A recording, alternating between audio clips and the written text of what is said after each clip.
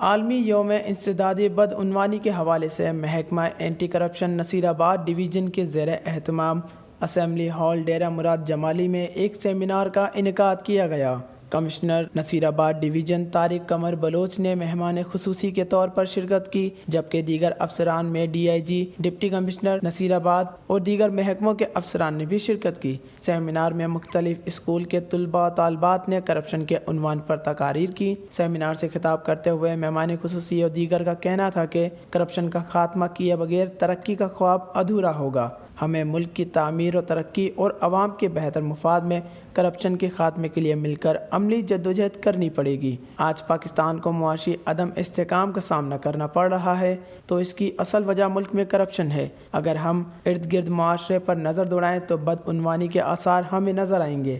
اس کی روک تھام کے لیے تمام باشعور پاکستانیوں کو اپنا مثبت کردار ادا کرنا ہوگا۔ کرپشن نہ صرف سرکاری امور میں ہو رہی ہے بلکہ تاجر برادری سمیت ریڑھی بان سے لے کر حکام اعلیٰ تک اس ناسور میں مٹھی بھر عناصر ملوث ہیں، جس کا خمیازہ پوری قوم بھگت رہی ہے۔ واش نیوز، نصیر آباد۔